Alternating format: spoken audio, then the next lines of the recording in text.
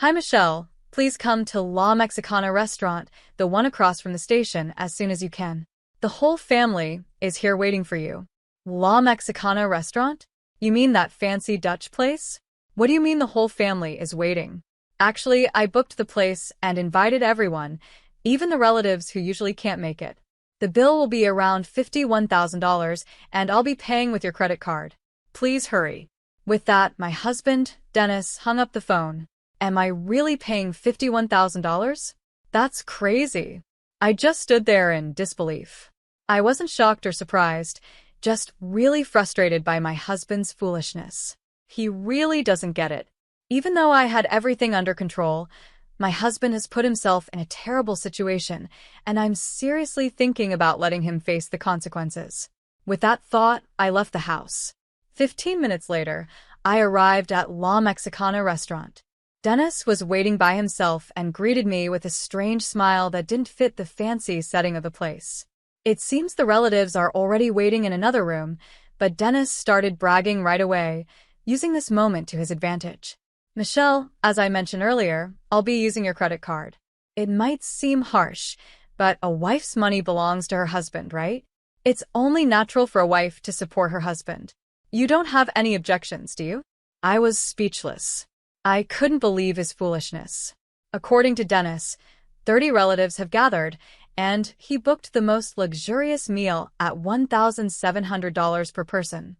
La Mexicana restaurant is indeed a high-end Dutch place, known for offering delicious courses at reasonable prices, but Dennis purposely chose the most expensive one, as if making his wife suffer is his favorite hobby. Completely unaware of the trouble he's creating for himself, Dennis seemed quite pleased. In such a ridiculous situation, all I could do was laugh. A wife's money belongs to her husband? It's natural for a wife to support her husband? But, I stopped that a month ago. What do you mean you stopped? You can't just quit being a wife. Divorce takes formal procedures, you know that, right? Dennis, you really don't get it. If you did, you wouldn't have booked such an expensive place. How do you plan to pay without any money? Are you planning to dine and dash? I'd never do something that stupid.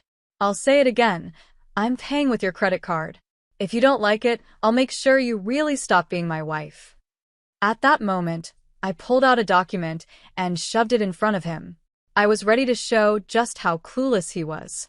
I canceled that credit card a month ago. Here's the cancellation notice because I knew you wouldn't believe me.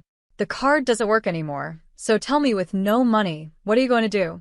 Are you planning to run away? What? I can't use your credit card? That's impossible. This cancellation paper must be fake because I took the card from your purse. If it was really canceled, why would you keep it in there? So, you're admitting you took it from my purse? I left the canceled card there because I knew you might try to steal it. You totally fell for it. Poor thing. Michelle, what's with that attitude? A wife shouldn't talk to her husband like that. Dennis sees himself as superior to me, so it must be unbearable for him to feel outsmarted by someone he thinks is beneath him. His frustration boiled over, and he raised his voice, not caring about who might hear. Even though we were in a corner of the restaurant, his loud voice caught the attention of the staff, and the place started to buzz with whispers. Seeing this, Dennis quickly forced a smile and tried to calm things down, but the murmurs continued. His face turned red with embarrassment, but compared to the trouble ahead, this was nothing. Soon my in-laws came over. It seemed Dennis's voice had reached the other relatives too. Dennis, what are you doing? Everyone is shocked, and you're disturbing the other guests. Look, people are watching. I just got a bit carried away. It's nothing serious, so don't worry. It seemed my in-laws hadn't heard the details of our conversation and looked confused, but they didn't say anything more. Dennis kept smiling, trying to smooth things over, but he was probably relieved that his parents-in-law had shown up. He always puts on a perfect husband act in front of them, especially since he works at his father's company. I also looked shocked, just like my in-laws, but Dennis gave me a quiet look, as if to say, "Don't say anything unnecessary. I won't forgive you if you do." I felt his usual pressure to intimidate and control me. I was scared and used to going along with it, but this time I couldn't take it anymore. Dennis inviting the relatives turned out to be the perfect chance to show everyone his true colors. I started talking to my in-laws about paying the bill. Dennis planned to use my credit card. He took it from my purse and made the reservation without asking me. My in-laws were surprised. That card was actually canceled a month ago, but Dennis didn't know and was going to use it anyway. He doesn't have any money, so how is he planning to pay? I explained. Wait a minute, Michelle. Are you saying Dennis took your card and was going to use it to pay today? Dennis said he'd cover the $51,000 bill himself. If what you're saying is true, was he really going to stick you with the $51,000? That's hard to believe. Could there be some misunderstanding? My in-laws were clearly shaken. This was their usual reaction, finding it hard to believe, even when it was the truth. Dennis, wanting to hide this, started talking cheerfully with a forced smile. Michelle is mistaken. I plan to treat everyone with my own money. I'll handle the payment, so don't worry. Then he went to the cashier, throwing me a creepy smile. It was obvious he didn't believe the card was canceled, even after I showed him the cancellation certificate. A while later, Dennis came back smiling. My in-laws looked relieved, thinking the payment had gone through. But I could see Dennis was tense. Inside, he was probably panicking, thinking, this is bad. The card didn't work. Of course, it didn't. I'd canceled it. He had no way to pay the president. The meetings I attend on weekends are networking events and seminars for work. What's wrong with using joint funds for work-related purposes? If I stop earning, my wife would suffer too. Dennis tried desperately to defend himself. My in-laws stayed silent, possibly seeing some logic in his explanation and feeling unsure about how to respond. But I knew the truth he was trying to hide. No matter what excuses he made, they were meaningless. Oh, really? Can you still say it's part of your job after seeing this? I said as I decided to show more evidence to my in-laws. I reached into my handbag and pulled out a document. It listed dates, store names, and the amount spent. What is this? My father-in-law asked. This is a credit card statement, I replied. As you can see, it shows purchases of luxury items for women. Why would you have something like that? As I showed the document, my husband quickly tried to grab it, but I pulled it away and looked at him, demanding an explanation. Why did you buy luxury items for women with my credit card? Cosmetics and jewelry aren't part of your job, are they? Can you explain this? Those were gifts for the women at work, he stammered. I was giving them as birthday presents. It's important to be liked by women in business, you know. The expense was unavoidable. His explanation was confusing, but considering his work reputation, there might have been some truth to it. Saying it was for birthday presents might sound reasonable, but for the first time, my husband couldn't convince his parents. Whatever the reason, the fact is you used Michelle's card without her permission. If it was really necessary, you should have discussed it with her. Buying luxury brands because female colleagues asked for them doesn't seem believable, my father-in-law said sternly. I'm sorry. I apologize for using my wife's card. I promise never to do it again. Please forgive me, my husband said, trying to show remorse. But my father-in-law's anger didn't go away easily. Just because you're married doesn't mean you can use her credit card without asking. And since the amount is significant, make sure you pay Michelle back for the money you spent. All right, I'll refund the money, my husband said, looking down, appearing regretful. But I wasn't convinced.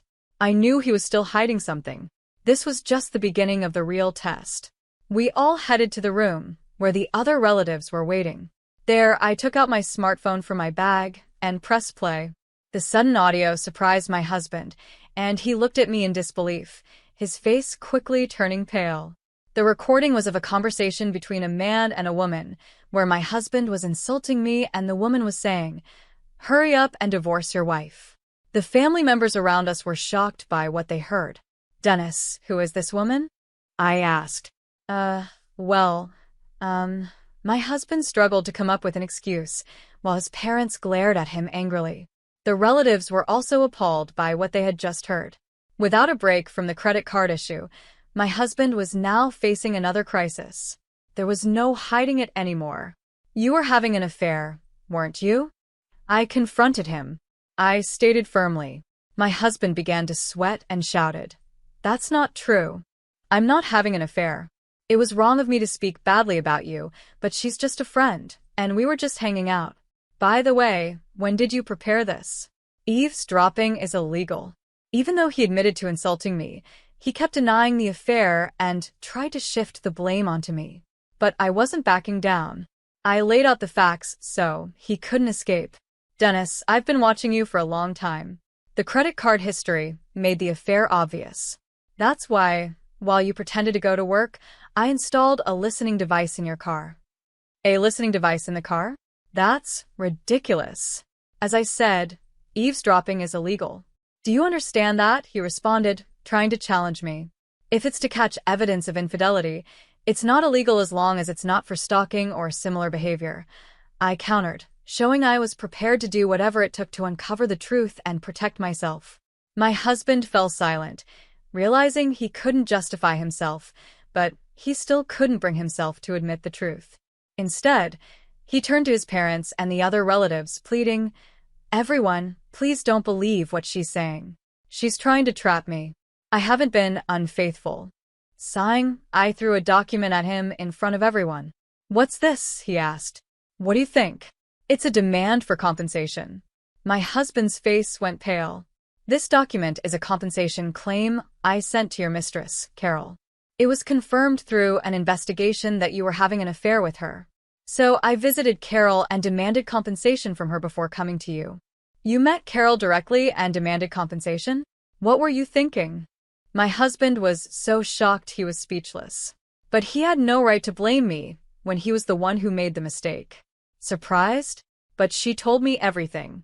She didn't hide your wrongdoings. You were buying luxury items for her with my credit card, weren't you? That excuse about gifts for female employees was obviously a lie.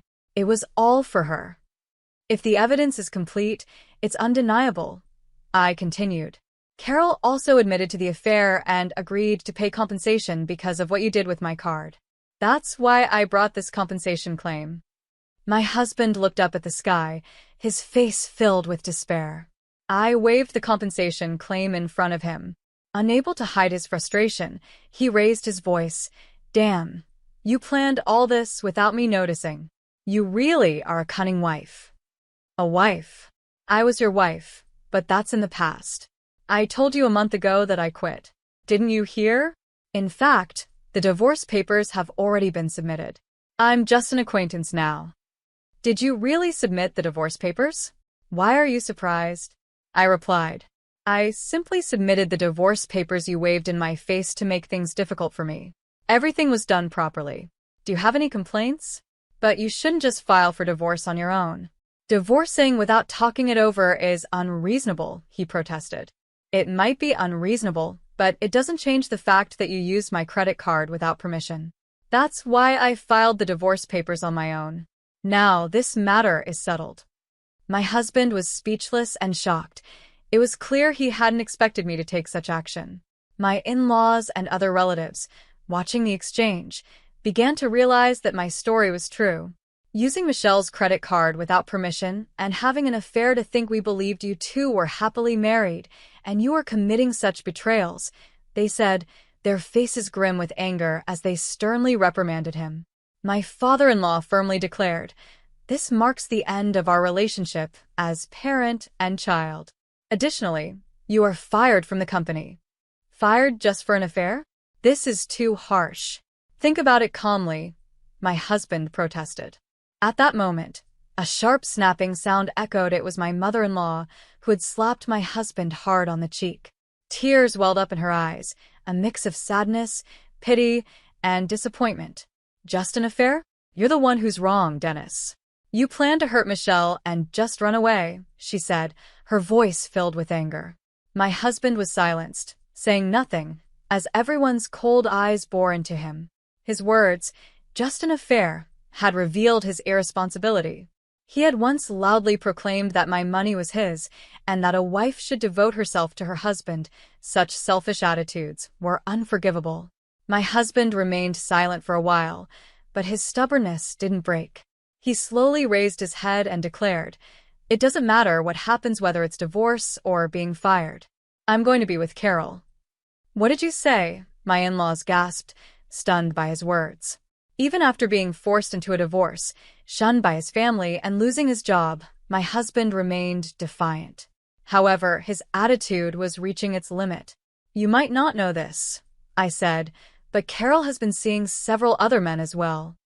"That's a lie. Carol loves only me."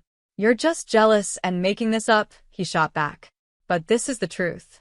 She has relationships with multiple men, and you weren't the most important to her." "Not the most important," he repeated, shocked. "Yes, you weren't that significant to her. In fact, she paid the compensation to me quickly to avoid any trouble." "I can't believe it. I didn't think Carol was that kind of woman," he muttered, struggling to accept the reality. "The idea that Carol had real feelings for you was just a delusion. You were being used. By the way, the compensation she paid me was actually funded by another man she was seeing." "That's a lie. There's no way Carol would deceive me. We're going to get married, and nothing you do can stop us," my husband insisted, still unable to accept the truth. I calmly confronted him with the truth. "It's time for you to realize you've been abandoned. Haven't you noticed that you haven't been able to contact Carol lately? No calls or messages are getting through, right?" My husband hesitated. "Now that you mention it," he faltered, beginning to grasp the reality. "In short, you are no longer needed. You've been blocked." "I am no longer needed," he repeated, stunned. "Yes, exactly. Do you understand now? There's nothing left for you. This is what happens to someone who deceives others like you have." After hearing this, he collapsed to his knees and bowed his head. "Please, Michelle, I'm truly sorry. Please forgive me," he pleaded, finally realizing the gravity of his situation. "Please reconsider the divorce. Please stop the firing," he begged repeatedly, bowing to me and my in-laws. But everyone had already distanced themselves from him. "It's too late for apologies now," I said firmly. "I will demand the division of property and repayment of the money you wasted using my credit card.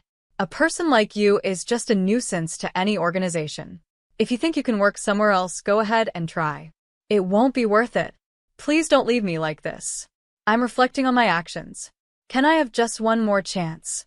My husband continued to plead, tears in his voice, still bowing to his father. But my former father-in-law, having given up on him, ignored him and hurried out of the restaurant, followed by his wife.